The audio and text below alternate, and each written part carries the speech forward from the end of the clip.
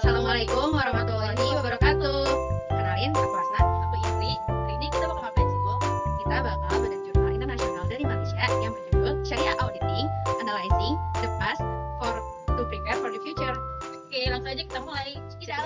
Outline yang akan kita bahas pada kali ini yaitu adalah latar belakang, rumusan masalah, tujuan penelitian, tinjauan pustaka, metodologi penelitian, hasil dan pembahasan, analisis tematik, jalan penelitian di masa depan, dan konklusi.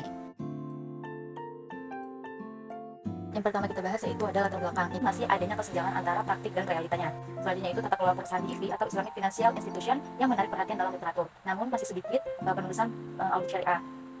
Lalu belum adanya penelitian yang menyediakan tinjauan sistematis untuk menilai penelitian audit syariah, karena itu penting untuk mengetahui kesenjangan di lapangan dan memberikan wawasan untuk penelitian di masa depan.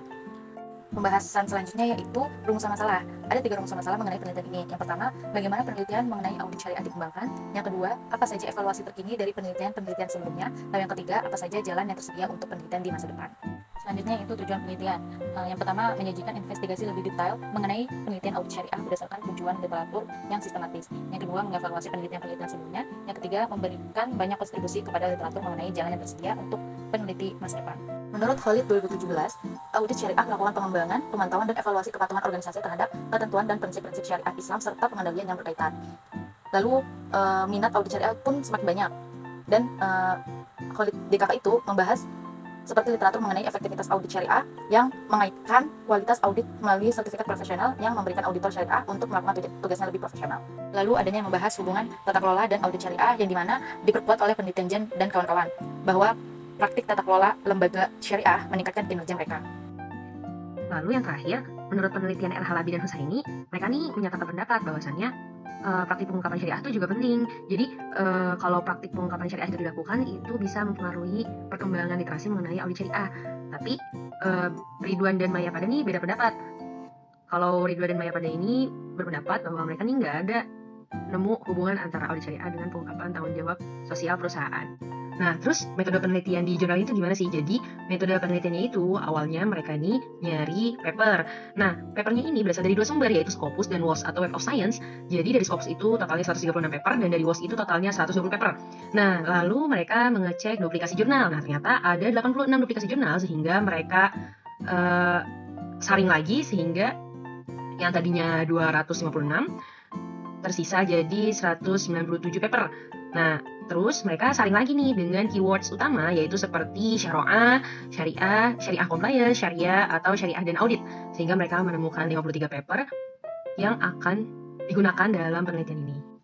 Nah, ternyata dari hasil mereka membaca 53 paper yang dijadikan acuan untuk perkembangan literasi audit syariah, mereka ini menemukan. Nah, yang pertama, dari teori yang diterapkan dalam literatur. Jadi, memang teori yang kebanyakan dipakai adalah agensi teori. Nah, di sini kita bisa lihat bahwasannya kalau dari jarak 2013 sampai 2021, ada total 12 paper yang menggunakan teori agensi.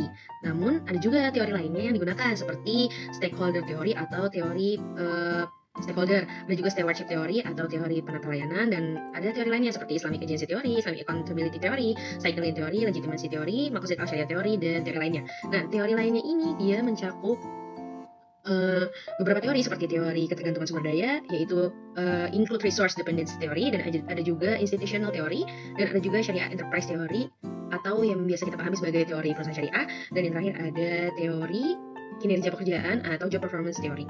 Nah, tapi ada juga beberapa paper yang memang tidak memakai teori. Mungkin dia metodenya memang tidak membutuhkan teori untuk metode penelitiannya. Nah, lalu lanjut dari distribusi geografis literatur. Dari paper ini kita menemukan bahwasannya Malaysia merupakan salah satu negara dengan literasi audit syariah terbanyak. Di sini kita bisa lihat dari 53 paper, Malaysia ini mengeluarkan 20 paper mengenai audit syariah. Berbeda dengan negara-negara lainnya, Indonesia urutan kedua dengan total 7 paper, Bahrain urutan ketiga dengan total 3 paper, dan negara lainnya seperti Saudi Arabia, Sudan, Oman, Pakistan, Bangladesh, Brunei itu hanya mengeluarkan 1 paper. Lalu untuk lintas negara dia mengeluarkan 7 paper, dan untuk non-ethical atau yang memang negaranya tidak dijabarkan itu mereka mengeluarkan 10 paper. Jadi di sini kita bisa simpulkan bahwasannya Malaysia ini memang sangat memperhatikan literasi mengenai audit syariah. Nah, lalu gimana sih perkembangan audit syariah di Malaysia sendiri itu? Jadi ada 5 hal yang kita simpulkan, yaitu yang pertama, bahwasannya memang sektor keuangan syariah di Malaysia ini mengalami kemajuan yang signifikan selama 35 tahun terakhir, karena memang evolusi keuangan syariah mereka membaik atau sangat baik. Nah, lalu selanjutnya, pertumbuhan keuangan syariah di Malaysia diiringi dengan evolusi yang signifikan. Jadi, mereka ini juga mengatur undang-undang di negara tersebut ya. Diaturnya undang-undang tata kelola syariah sehingga memang karena adanya undang-undang ini, pertumbuhan keuangan syariah di Malaysia ini bisa berevolusi lebih baik. Nah, selanjutnya ternyata banyak kursus pelatihan yang muncul untuk pengembangan aspek kejuruan, terutama dalam audit gitu. Nah, jadi Malaysia sendiri nih, mereka memang menyediakan fasilitas pelatihan-pelatihan untuk audit syariah. Nah, selanjutnya audit syariah di Malaysia ini juga bersifat internal. Jadi kalau audit syariah di Malaysia itu mereka menggunakan auditor internal, yang dimana memang audit internal ini sangat mempengaruhi kinerja keuangan syariah di Malaysia. Nah, yang terakhir, perkembangan di Malaysia ini memperoleh banyak pendapatan dengan mengekspor jasanya. Jadi kan tadi Malaysia ini audit syariahnya itu literasinya paling banyak ya, apalagi tadi sampai 20 paper. Nah, mereka ini akhirnya mengekspor jasa audit syariahnya ini ke berbagai negara. Nah, lalu metode penelitian apa aja nih dari 53 paper yang ada di paper ini? Nah, ternyata paper ini tuh menemukan bahwasannya dari 53 paper, kebanyakan paper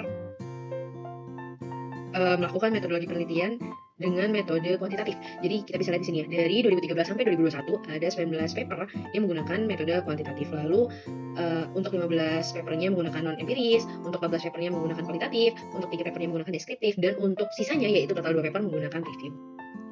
Nah, selanjutnya kita bakal bahas analisis tematik. Jadi kalau analisis tematik di paper ini ada 5 pembahasan utama. Yang pertama adalah efektivitas audit syariah. Nah, ternyata efektivitas audit syariah ini merupakan salah satu faktor penting dalam meningkatkan kinerja audit syariah. Nah, ada 4 hal utama yang mempengaruhi efektivitas, yaitu pengetahuan, skill, demografis, dan lain-lainnya. Lalu yang kedua, peran auditor syariah. Tentunya tanpa adanya peran auditor, maka audit syariah ini tidak akan berjalan optimal gitu kan. Nah, selanjutnya pengungkapan perusahaan. Jadi, pengungkapan perusahaan ini ternyata penting agar kita dapat mengetahui benar nggak sih perusahaan ini menerapkan prinsip syariah dengan baik dan benar. Lalu yang keempat, ada mekanisme tata kelola dan komite dewan. Jadi, ternyata atribut atau mekanisme tata kelola ini penting gitu ya. Dan juga komite dewan ini berpengaruh positif terhadap kinerja keuangan perusahaan, karena komite dewan ini yang akan memberikan keputusan gitu, apakah audit syariah ini sudah dilaksanakan dengan baik gitu.